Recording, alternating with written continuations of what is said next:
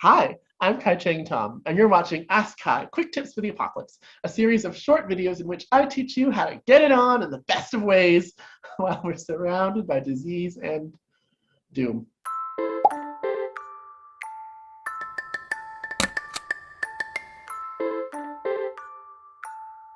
Today's question is there an ethical way to ghost someone? And anybody who's watched my videos, I don't really know if there are people who watch my videos, but if there are people who are watching my videos on a regular basis, you know that I love a question about ethics and sexuality. I live for this stuff. Sexual ethics in a practical way, give it to me.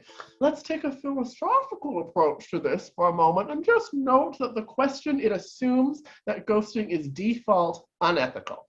Why might that be? Well, we know, many of us have experienced, that ghosting is painful and shitty on the receiving end. We're into someone, they vanish, we have sex with someone, they tell us all about how they love to go on bike rides and forage for wild foods, and you're the first trans woman of color they've ever dated, and they're just so excited to expand their unfurling world, and they're gonna call you in a week, but then they don't, and then they're like, oh, I have exams, and then it's 2 more weeks, and then they're like, actually, I'm going back to, anyway, that universal experience that we've all had of being ghosted, it can be painful. And so I think that's why we assume that it's default immoral.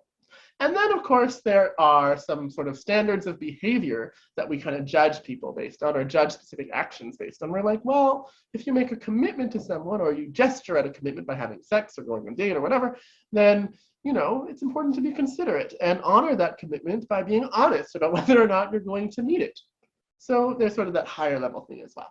Important to know, though, that it's not about ghosting or not. Like, did you ghost or not? It's not about this hard rule, ghosting is bad and you shouldn't do it. I think it's more about, are we being kind and considerate? And sometimes it's most important to be kind and considerate to yourself. So what am I saying about that? What I'm saying is, actually, I think it's pretty acceptable to ghost if the person that you're ghosting is violent, creepy, abusive. Like, if there's something that's happening and you're not okay with it and you're feeling unsafe, way better to do whatever it takes just to get out of that situation, end it, and not be there. So, that's actually a pretty good reason to ghost. Ethical reason to ghost is you're not feeling safe. And, when people are truly being unsafe with us, when they're engaged in some kind of behavior or pattern that is coercive or violent or not okay, then they're not likely to take that sort of straightforward boundary setting in the best way. Now, straightforward boundary setting is also pretty helpful sometimes when someone is being inappropriate. So let's save that strategy in our back pockets as well. But sometimes it's safest just to say, I'm not here anymore, then disappear. So if that's the case, go ahead, ghost. It's not about ghosting and not ghosting. It's about, are we being kind, compassionate, considerate? And the person you need to think about first, honestly, is yourself, because there's no good in being kind and compassionate to other people if we're hurting ourselves or getting hurt in the process.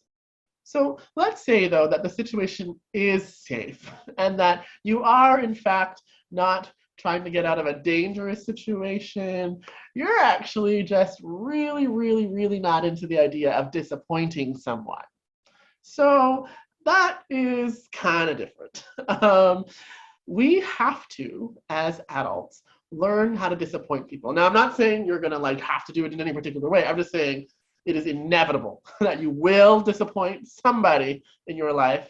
And the more we prevaricate, which is a fancy word for being dishonest, the more we are like, I'm just gonna wiggle and not do this because I don't want to disappoint someone, because then they're gonna be mad at me, and if they're mad at me, they're not gonna like me, and because of my childhood, people not liking me feels like death.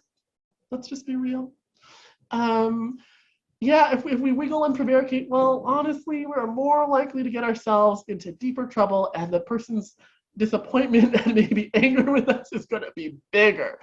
And sometimes we actually dig ourselves into true, actual immoral territory where we've harmed someone.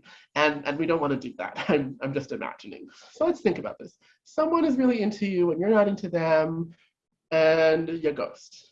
What are they going to do? Well, they might eventually just be like, okay, I give up, I'm leaving you alone. Or they might not give up and continue to ask you for contact.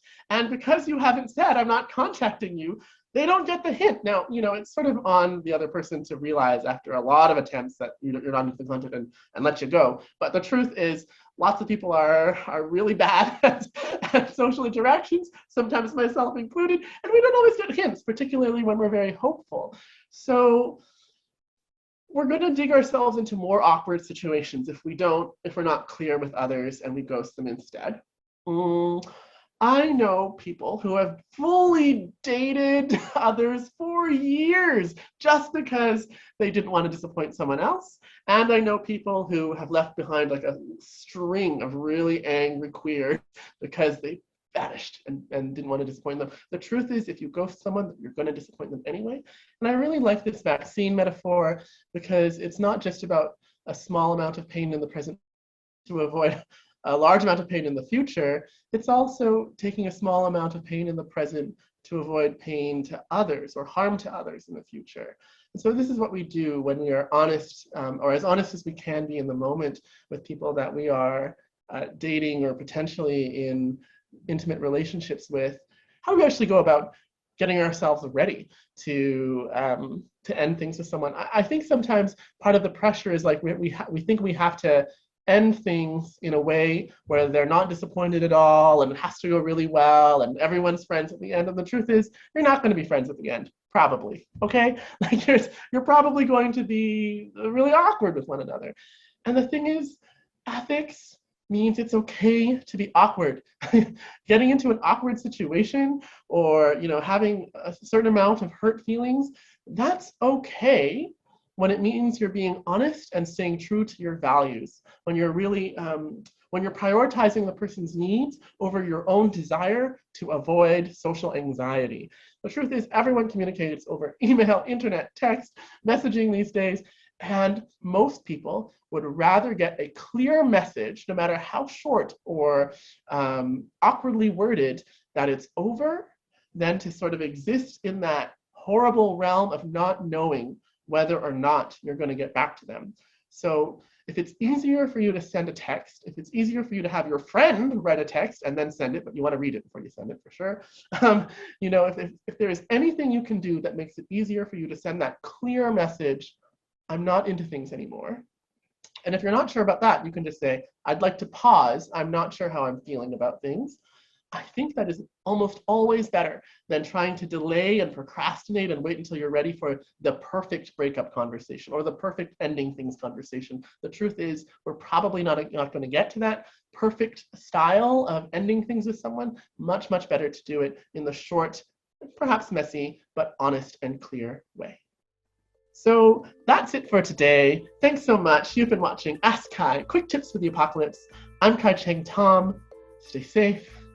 Wash your hands, and really just, if you can, maybe think about getting vaccinated. There's a lot of appointments apparently that people are not filling. We need people to be vaccinated. It's a small amount of pain in the present to avoid a large amount of pain in the future or harm to others, harm to people like me or you or all these things. Anyway, consider getting vaccinated if it's available to you.